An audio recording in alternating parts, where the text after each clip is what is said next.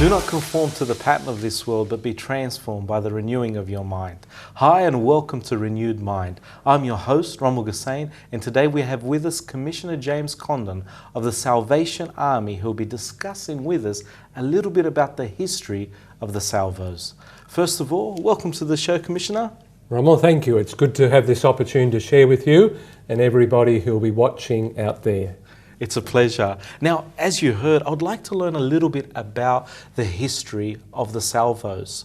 Where did it all start? Who was its founder? Reverend William Booth started the Salvation Army.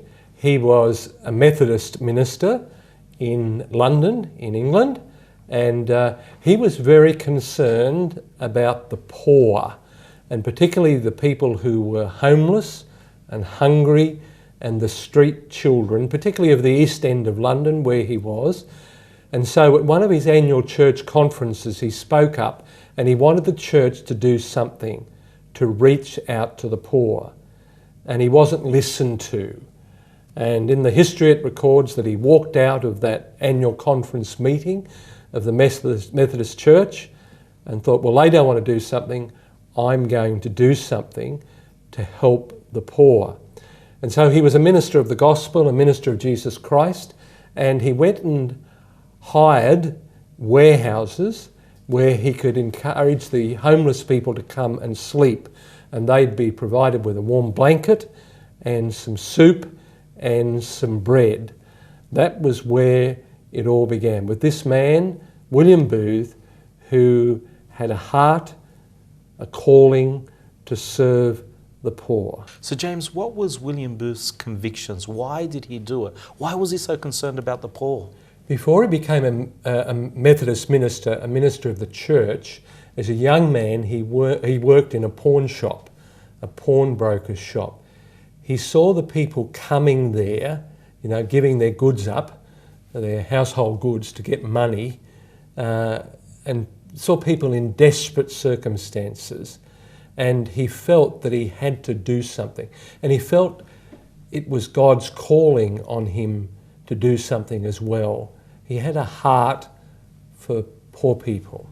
Yeah. Does God ask Christians to help people in destitute, people that are poor? Yes, I do believe God does ask. I mean, when we study the scriptures, like for example in Matthew's Gospel, chapter 25, and we read about Jesus saying, if you give some clothing to someone, if you give a cup of cold water, if you visit someone in prison, Jesus says, in doing that for someone, you're doing that for me. Wow. And that's part of that's our key motivation for what we do. And the message of Jesus, the example of Jesus in what he did. And is that still the driving conviction of the Salvation Army? Absolutely. Now, it doesn't mean that, 140 plus years later, since we began, that at times we don't have to call our people back to our original God-given mandate. There have been times when we've drifted away, wanted to go in a different direction, but we believe that God raised up the Salvation Army. It was God's idea. God has blessed it through its history since 1865, but we believe that we must stay with the vision God gave to William Booth and stay with the very purpose God raised up the Salvation Army. Now, there are some people, whether they're Christian or not Christian, and they'll say something like, well, is it really our responsibility to help people that are struggling and that are suffering? Really, isn't that their problem? What would you say to someone that has that type of mindset? I've been with the Salvation Army in full-time ministry as a minister of the Salvation Army for 40 years. And what I've found is that a person will come forward and say, I need help with this or that, help to pay some bills, help to pay the rent, help with some food, whatever. But so often you find that there's a greater problem behind that than the problem the person is presenting to you. Yeah. And what are some of the different ways that the Salvation Army can help a person? I mean, a lot of people are familiar with the charity work that you do, but specifically, if someone that was homeless, would they be able to come to you? Someone that was on the verge of suicide, would they be able to come to the Salvation Army? Well, the Salvation Army has grown a lot since William Booth began it. It's in 124 countries around the world, and that would vary from country to country in terms of the particular area of need that the Salvation Army would focus on in that country. But we're pretty well known worldwide for our service still today to homeless people. So we provide accommodation for homeless people, and that could be a homeless man, it could be a homeless woman, it could be a woman with children who's the victim of domestic violence, it could be a whole family needing accommodation. So we certainly still provide, according to the original mandate, services for homeless people. We provide food to people who are hungry. We provide counselling services. Our counselling services, qualified Christian counsellors who can help people with all sorts of problems. You mentioned earlier about suicide. Yes. Here in Australia, we have a 24-hour telephone counselling service known as Salvo Care Line. By the way, you use the word Salvo, we're the Salvation Army, but in the Australian culture we're affectionately known as the Salvos. That's what they call us here. Yes. A lot of people in other parts of the world may not know what that means, but here we have Salvo Care Line, 24-hour telephone counselling service. That is staffed all by volunteers, and not just Salvos, Salvationists. Other Christians give of their time as well, and 24 hours a day you can phone up asking for advice, asking for help in terms of counselling or referral to one of our centres to get practical help. So in terms of, we're there, and there's not much that we can't help people with. And that's a wonderful thing, to be able to come to someone and that they genuinely love you and they're concerned about you, and they're concerned about you from within and without. So if you're struggling with eternity, if you're struggling with loneliness, with why am I here, you can offer help, spiritual help. But also if you're struggling without the external difficulties, if you're a victim of some circumstance, the Salvation Army can help. Now, you shared with me a little bit earlier how the Salvation Army got started in Australia, and I'm hoping if you can reshare that to our viewers, the history. Well, as I said, the Salvation Army started in the East End of London in 1865, now in 124 countries around the world, and it came to Australia in 1880. Came to the city of Adelaide, which is in South Australia. Salvation Army came in the person of a man, right? And he stood in a park in Adelaide under a tree, an Australian gum tree, and he preached the gospel, the good news of Jesus Christ. People gathered around in the park to listen, and at the end he said, if there's anyone out there that doesn't have a bed tonight or hasn't had a meal today, come home to my house. Wow. And that's how the Salvation Army began in Australia in 1880. And do you encourage people to be able to help, whether they have time, whether they have money, to be able to get in contact with the Salvation Army and see if they can support it through these means? Absolutely. Many people that we help finish up getting on this side, if you like, and reaching out and helping their fellow man that are in need. And you know, often you find that you give just something small to someone that just helps them at that critical point in their life, and then for the rest of their life they'll give back so much to people from all walks of life with all sorts of need. And that was the story of your life somewhat. You were struggling, you were quite depressed, you were on the verge of suicide. You shared this with us on an earlier episode, and you found help. You found help and comfort in God. And it was quite practical, wasn't it? It was, yes. You know, I think sometimes when people look at the uniform and a person in my position, they think, oh, well, that's the way he always was. Yes. You know? But no, that's not my story. Life was very different for me to what it is now, 44 years ago. Very different. Yes, I was on the point of suicide, seeing that I didn't have a future and hope, and God steered me in the way of the Salvation Army. I mean, and not just the Salvation Army, in the way of Jesus. Yeah. Yes. And now, as the head of the Salvation Army in Eastern Division in Australia, you have been practicing Christian principles through the Salvation Army. Can you, perhaps if I put it this way, would you say that Christianity works? Does it actually work in helping people? Yes, I believe it does. Today I'm the Commissioner of the Salvation Army, the head of the Salvation Army for Eastern Australia, but I believe that it's important that I keep in touch with what I might call real people, and I mean people on the street, people that are homeless, street kids, people in our drug and alcohol rehabilitation centres, the youth, etc., that I hear their stories. And it's my story many times over again in the lives of other people in different ways. So people continue to be helped by the Salvation Army, helped up physically, but helped to a new level spiritually. Their lives changed by Jesus Christ. Wow. Yes. Has there been any stories that have perhaps affected you personally and touched you, which you could share with us? Some of the lives that have been transformed. Yeah, look, I hear those stories every day, and that's what inspires me to continue and encourages me to continue in what I'm doing. But a story that readily comes to mind.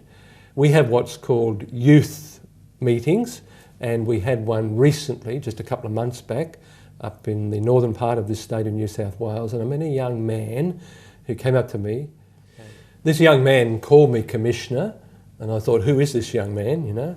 And so somewhere over the weekend I said to him, tell me your story. Cody is his name, and he wouldn't mind me mentioning his name. And he said, I was raised by my grandmother. My parents were drug addicts. He said, I never knew my mother, and still to this day he's never met his mother. And he said, the Salvation Army come knocking on the door of my grandmother. And he said, I was 5 at the time, and my grandmother said to the Salvation Army man knocking at the door in the uniform, do you have anything for a young boy? And the Salvation Army man said, yes, we have our Sunday school. And his grandmother said, can this boy, Cody, come? And the Salvation Army man said yes. So Cody started to attend the Salvation Army Sunday school and the church. He's just the most amazing young man now, 19 years of age, raised by his grandmother. Had a sad life really, because as I said, he never knew his mother, but the church became his mother and father. Wow. Right, because of the way the people in the church cared for him. It's got an amazing story. It's a wonderful story about the church, in our case, the Salvation Army, but caring for someone. And he would say, if he was talking to you here now, the church became my mother and father because of the people that came and picked me up to take me to Sunday school, to take me to the youth activities, to take me to the church, who cared about me and showed me what love is. And he shared that story with me, and I thought, wow, what a beautiful story. And today, that young man is talking to me about how he can serve God in the ministry as a minister of the gospel with the Salvation Army. And as I say, he's never met his mother. Part of his story is he used to go along to school and the kids would smell the drugs on his clothes because his father would be there, you know, smoking marijuana and that, and the kids would reject him. So he had rejection from his parents, rejection from the kids at school, used to be bullied, but the church was his mother and father. And here he is today, a young man ready to serve God. And I was so blessed to hear his story. And many people out there will be on Facebook. I'm on Facebook, and now he's a friend of mine on Facebook, and we chat on Facebook. I just said the other day, how you going, Katie? How's life for you at the moment, you know? So, yeah. And it's wonderful to be able to find comfort in God. You know, God really does open himself up to us. It is God that we read about, that God demonstrated his love towards us, in that while we were yet sinners, Christ died for us. And we understand that when God did reveal his love for us, it wasn't that we were perfect people. It wasn't because we had money or we were important, you know, citizens, as it might be with some people. But it was when we were considered so far away from God, sinners, enemies of God, yet God would love us in such a way. And I think that there would be some people who perhaps have never really seen this side of Christianity, have never been able to see that Christianity really works. It does work, it helps people. And they might now be open to the possibility of exploring what God is, who God is, through the scriptures. Do you find that in people's lives that those that are Christians, they have a real stability and a real strength about them that you wouldn't find with someone who is apart from Christ? Absolutely. And I mix with people from all walks of life, not just with the Christians in the Salvation Army or in other churches. I mix with business people because of my role. I belong to Rotary as a service club organisation. I mix with all sorts of people, have done all down through the years in my life. And look, there is an emptiness. It's not about what you have materially. I've known some very wealthy people who are very empty in life. Money doesn't buy you happiness. All the cars and the houses and properties and everything, that doesn't buy happiness. I've met some of the wealthiest people in the world, and when you really get inside them and talk to them, they're very empty. They need Jesus as much as the poor, the marginalised that we focus on. And yes, when they become Christians, whether they've been wealthy or poor, there is an absolute change in their life, a stability in their life, a strength in their life that they've never experienced before. They testify to it, they talk about it. Yes, it's wonderful to be able to see that it's not just for those that are struggling, because some people do say things such as, oh, well, Christ or Christianity is a crutch for the weak. Now, while that is true to a certain extent, but it's not as though those who are well off don't need him. Is that what you've discovered? Absolutely, absolutely discovered that, yes. Yes. Because you look, here in Australia, we are big on suicide prevention and suicide bereavement support.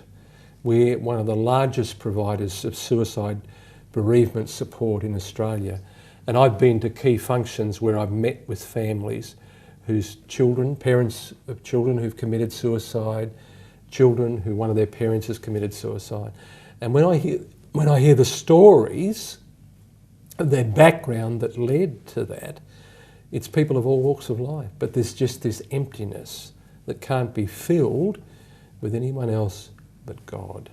How would you help someone who is struggling? Perhaps you have a work colleague, a friend.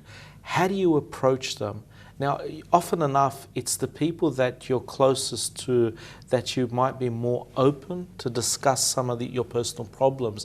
And because of your extensive history with the Salvation Army, what are some of the counselling tips or approaches in which someone is able to help someone or lead someone in terms of a specific problem? I believe one of the great needs of the world today, and it doesn't matter who it is, people want someone to listen to them. I believe that it's absolutely critical. Okay. Too many people talk too much. Yes. But people want someone to listen, someone to tell their story.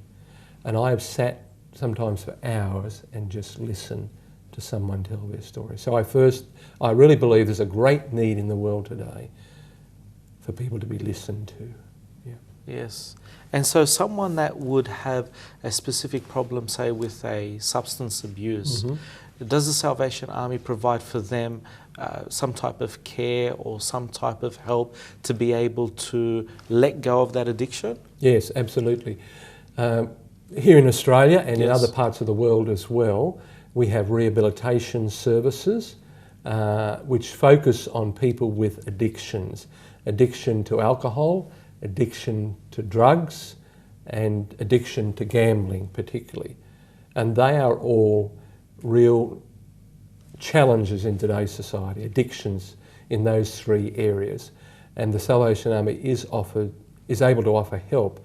But the person with addictions needs to want help. They can't be forced into it. When I said a moment ago about being there to listen to people, it's not about preaching at people. It's being available to help people at their point of need.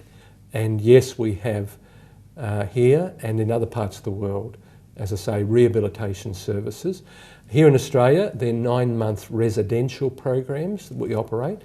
People from all walks of life, young people who are teenagers who have addiction problems, businessmen who've turned to alcohol or drugs, successful businessmen, professional people, lawyers who have addiction problems, and one that's emerging, which is a new challenge, is addiction to pornography too. And the cycle needs to be broken. The power of that needs to be broken. And it's not just in rehabilitation. Only Jesus can break the power of sin. Yes, yes. And it's a wonderful thing for people to be able to see that God is there in every way and He has the power. Often enough we are powerless to prevent or to change things about ourselves. If you look at your own New Year's resolution, for argument's sake, often many of us can't even keep it. Yeah. Yet when you do come to God and you ask for Him to help you, He is more than willing and more than available to be able to help you. Now, for those people who don't know anything about Jesus Christ, how is it that we can have a relationship with God? How is it that we can come to Him? Mm-hmm. Yeah, look, you touched on a very important point there about the power that is available. If I think about people with addiction problems, sometimes in some of our services we follow the 12 steps of AA, Alcoholics Anonymous, and the first step is to admit that we were powerless over our addiction. And that's a very important step, that really our life is out of control. And people try all sorts of things to finances, and I'm not just talking about addictions, whatever their needs are in life. If they've lived, a wrong sort of a life, they need forgiveness. People, it doesn't matter whether they believe in God or not, people still have a conscience and they still carry guilt. And the power of God that comes to us to help us to be, even to use the biblical term, to be overcomers, whatever we're struggling with in our life, it's available. God's power is incredible. And how can we receive that? How can we receive God's power? How do we come to know Him? How do we come to know Him? Simply by praying. And people might say, well, how do I pray? I tell you, just talk to God as if you're talking to someone else. Yes. You don't have to say any special words in any special way. Just tell God what you need and ask Him to help you. And look, I've heard so many people just say, I cried out to God, God help me. And God came. And God does answer a prayer. Don't worry about the words or even the thought, it's a prayer. I don't know how to pray.